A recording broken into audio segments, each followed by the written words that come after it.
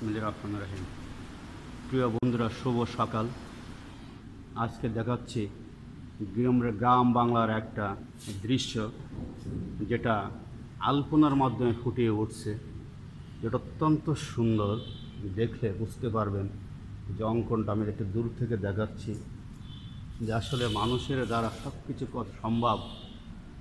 হাতের মাধ্যমে একজন শিল্পী তার নিপুণ অঙ্কনের মাধ্যমে কত সুন্দরভাবে বাংলার প্রকৃতিরে ফুটিয়ে তুলছে। এই বাংলার এটা অঙ্কন করছেন আমাদেরই এক সহকর্মী। তার আসলে সে চিত্রশিল্পী, অঙ্কনের হাত অত্যন্ত সুন্দর। দেখেন কাশফুলগুলো, শরতের কাশফুল, ওপাশে পালতোলা নৌকা, এদিকে শরতের বিলে শাপলা ফুটছে। কত সুন্দর দৃশ্য।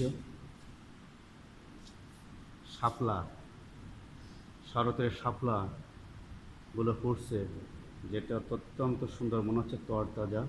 ওদিকে কাশফুল, নদীতে পালতোলা নৌকা, আকাশে ঘন মেঘের সাদা সাদা মেঘ। যেমন শরতের চাঁদনি রাতে একটা কবিতা আছে, শরতের চাঁদনি রাতে যদি সুই পড়ে, সেই সুইটাও খুঁজে নেওয়া যায়।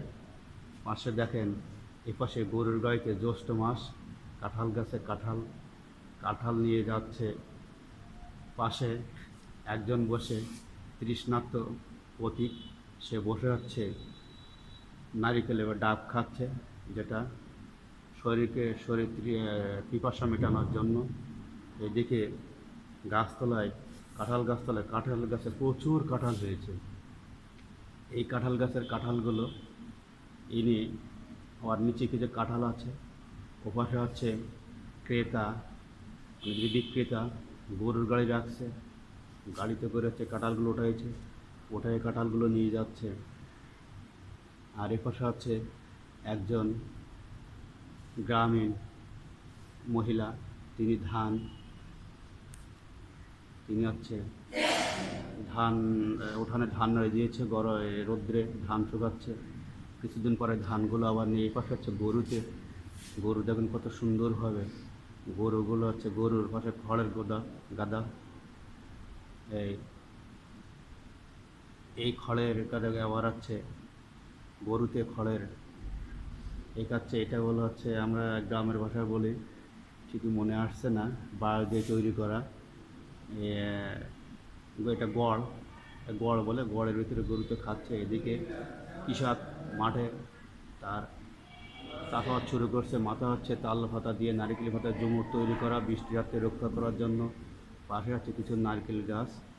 এপাশে আবার শরতের শাপলা উঠাচ্ছে, দুইজন মহিলা শাপলা উঠাচ্ছে।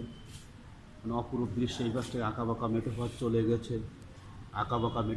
চলে গেছে, ওই নির্জন গ্রামে উদ্ভিদে পালতোলা নৌকার সাথে সাথে অপরূপ। দেখেন ছবিগুলো কত সুন্দর। পালতোলা নৌকা চলে যাচ্ছে সে তার গন্তব্য গ্রামে। আমরা ছোটোবেলায় দেখছি নদীতে মাঝি গান গেয়ে যেত, নদীর কুল নাই কিনারায়, এই তো নদীর খেলা। সকালবেলায় আমি সেজে ফকির, সন্ধ্যাবেলায় এই তো নদীর খেলা রে ভাই, এই তো নদীর খেলা। দেখেন সেইগুলো। আর এখানে হচ্ছে কৃষকরা পৌষ মাসে ধান পেকে গেছে, সেই পাকা ধানগুলো কাটায় ব্যস্ত আছে। কেউ আটি হচ্ছে, কেউ কাটছে। নিচে হচ্ছে দেখেন ছাগলগুলো কত সুন্দর। খেজুর গাছতলায়, খেজুর গাছে আবার দেখা যাচ্ছে রস, এদের জন্য ভাড় পেতে দিচ্ছে, ভাড়ে রস হচ্ছে।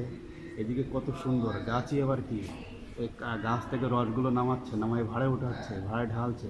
বাহ, কি নিদারুণ দৃশ্য। এই পাশে আবার দেখাচ্ছে কিছু ঘর বাড়ি, এটা সম্ভবত গাছির ঘর। দেখেন কি সুন্দরভাবে এইগুলো করে রাখছে ঘরটারগুলো।